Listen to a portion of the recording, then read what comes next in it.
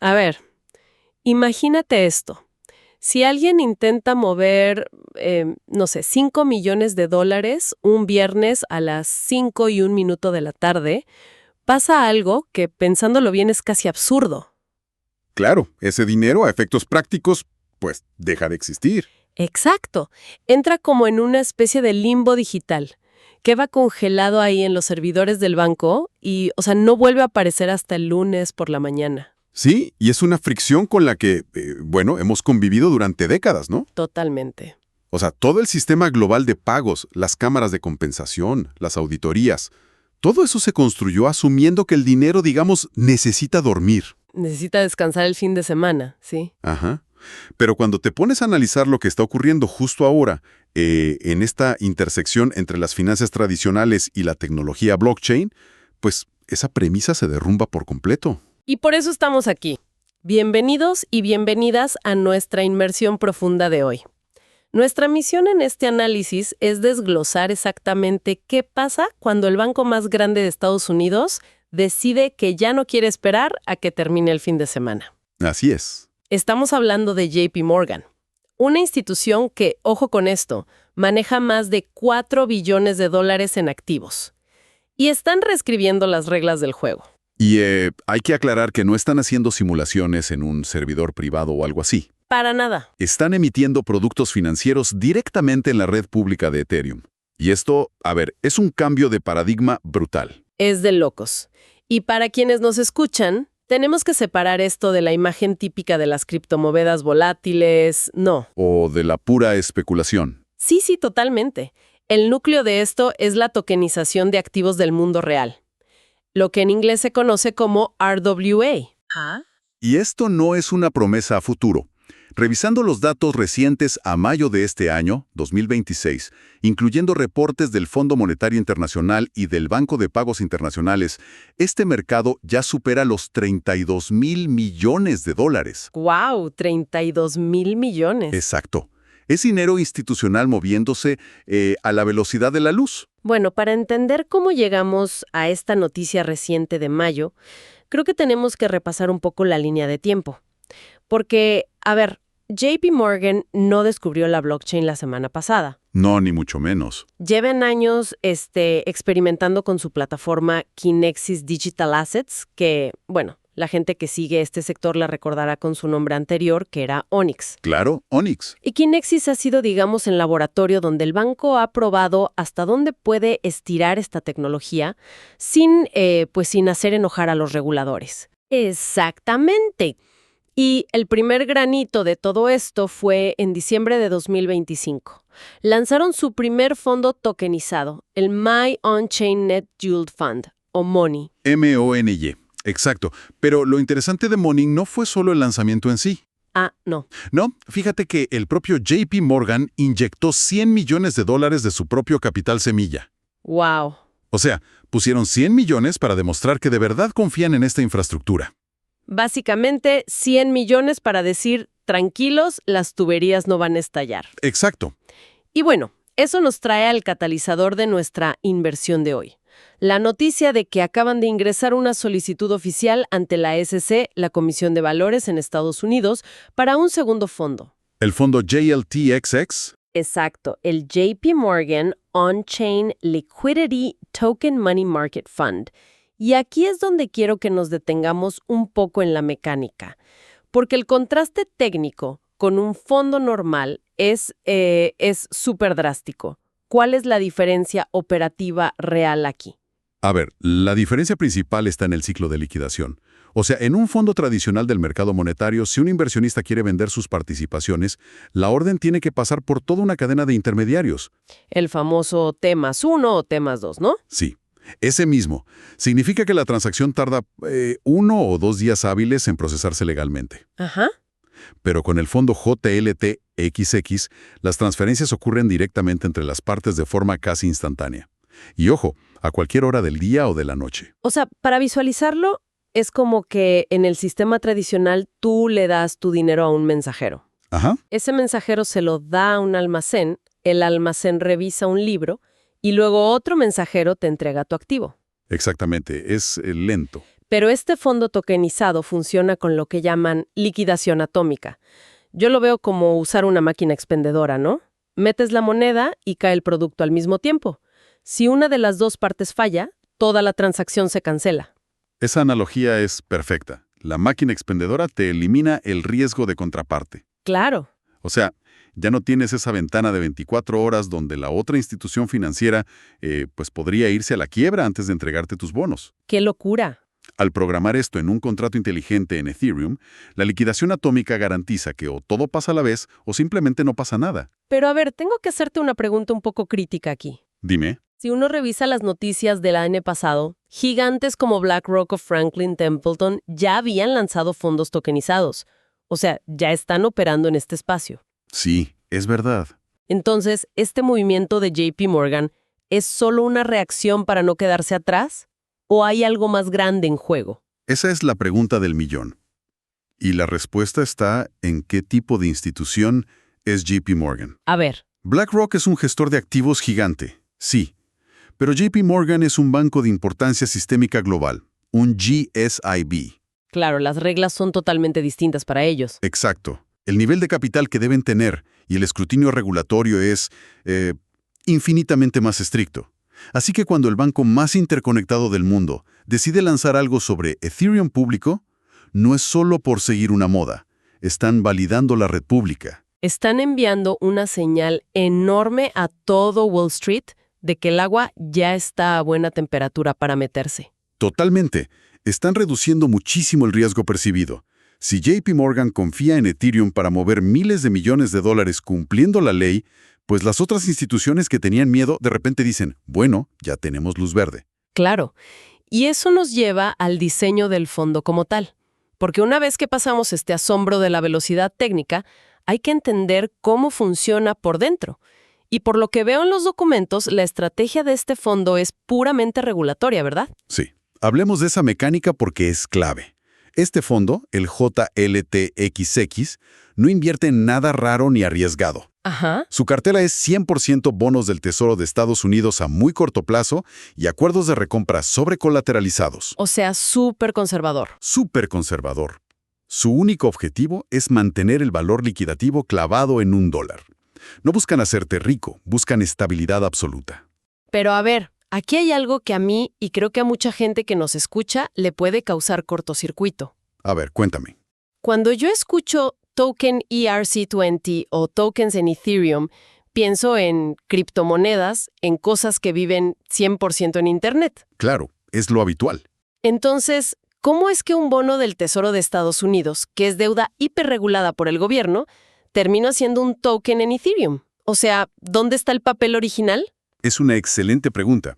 Y de hecho, este es el corazón de la tokenización. Mira, el papel original, o más bien su equivalente electrónico en el gobierno, nunca toca la cadena de bloques. Ah, ok. Lo que pasa es que una entidad custodia fuertemente regulada, en este caso bajo Kinexys de JP Morgan, guarda ese bono real en una bóveda tradicional. Ajá. Y luego, el contrato inteligente en Ethereum emite un token que funciona como un recibo digital. Un recibo que no se puede falsificar. Entiendo. O sea, ese token es como el comprobante legal de que tú eres dueño del bono que está guardado bajo llave. Exactamente. Así que la blockchain actúa simplemente como un registro contable, pero súper eficiente, para negociar esos recibos. Claro, tienes la seguridad de las finanzas tradicionales por dentro y la velocidad del mundo cripto por fuera. Exacto. Y aquí es donde entra la verdadera jugada maestra de JP Morgan, la regulación. Este fondo está diseñado milimétricamente para cumplir con la Ley Genius de 2025. Uy, sí, la ley Genius. He estado leyendo sobre eso. Esa ley cambió todas las reglas para las criptomonedas estables, las stablecoins, ¿no? Totalmente. Ahora obliga a los emisores a tener respaldos líquidos de altísima calidad. Ya no pueden usar activos de riesgo como reserva. Y fíjate en esto. Revisando los documentos, el fondo de JP Morgan permite que la gente compre y venda participaciones usando efectivo tradicional, pero también usando stablecoins directamente, como USDC. Así es, han creado un activo que califica perfectamente como reserva para la Ley Genius. Espera un momento. A ver si estoy uniendo bien los puntos. Dime. JP Morgan crea este activo súper seguro y regulado, y resulta que todas las empresas de criptomonedas estables necesitan exactamente este tipo de activo para respaldar sus propios tokens por la nueva ley. Ajá. Si estas empresas cripto empiezan a usar el fondo de JP Morgan como su reserva principal, JP Morgan está intentando convertirse en una especie de banco central para todo el ecosistema cripto. ¡Wow! Es una deducción fascinante. Y a decir verdad, todo apunta a que esa es la estrategia de fondo. Es que tiene todo el sentido. Piensa que por años, las empresas cripto han sufrido muchísimo para conectarse con los bancos tradicionales. A veces ni siquiera les querían abrir una cuenta corriente normal. Sí, estaban súper aisladas. Y ahora, JP Morgan les construye un puente directo. Están agarrando todo este capital cripto que está ahí inactivo, buscando dónde refugiarse de forma legal, y lo integran a su producto. Y lo mejor para el inversor cripto es que no tiene que salir de su billetera digital. Es brillante. Absorben la liquidez descentralizada y la meten a su ecosistema regulado. Precisamente. Y además de la liquidez, esto trae unas ventajas operativas enormes. Hay un informe reciente de State Street que muestra cómo esta tecnología baja drásticamente los costos operativos. Y, además, habilita algo llamado programabilidad. ¿Y cómo se ve esa programabilidad en la vida real, digamos, para un fondo de miles de millones? Bueno, imagínate que el fondo genera un pequeño dividendo, ¿no?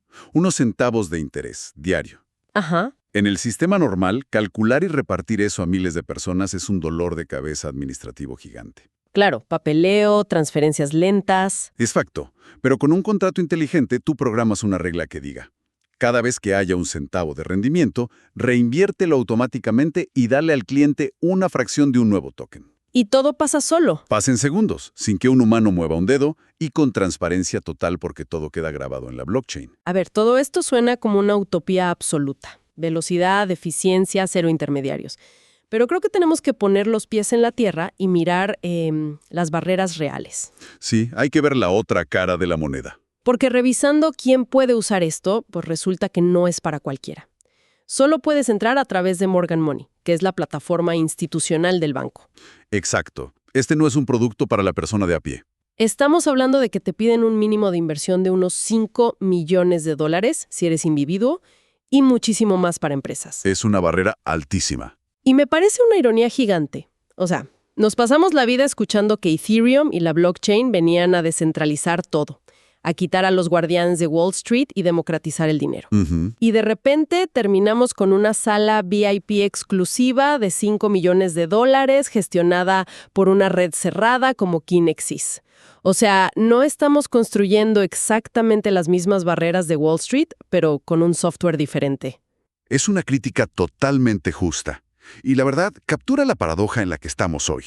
Hay una tensión gigante entre lo abierta que es la red de Ethereum y las reglas súper estrictas contra el lavado de dinero que JP Morgan tiene que cumplir. Claro, la ley es la ley. Y la realidad es que los sistemas viejos de los bancos, el software tradicional, todavía no puede hablar con redes públicas libremente sin generar unos riesgos de cumplimiento enormes. Así que crear esta sala VIP tecnológica es al menos por ahora la única forma legal que tienen para operar. Claro, los mercados secundarios para el usuario común apenas están naciendo. Pero más allá de la exclusividad, hay riesgos sistémicos, ¿no? Definitivamente. Leyendo los reportes, vi que la OCDE, la Organización para la Cooperación y el Desarrollo Económicos, ha estado advirtiendo mucho sobre algo llamado incertidumbre sobre la finalidad de liquidación. Suena tecnicismo de abogados, pero parece ser un problema enorme. ¿Qué significa exactamente? Sí, es uno de los choques más complicados entre las leyes tradicionales y el código informático. Mira, en el sistema bancario normal, la ley define un momento exacto, un segundo determinista, en el que una transacción ya no tiene vuelta atrás. O sea, a las 2 en punto de la tarde, el dinero es tuyo y punto. Exacto, es como un interruptor, encendido o apagado. Pero las cadenas de bloques como Ethereum funcionan distinto, funcionan por probabilidad y consenso. Ajá. Cuando tú envías un token, tienes que esperar a que la red agregue bloques. Entre más bloques se agregan, la probabilidad de que esa transacción se deshaga es de, digamos, un 99.9%.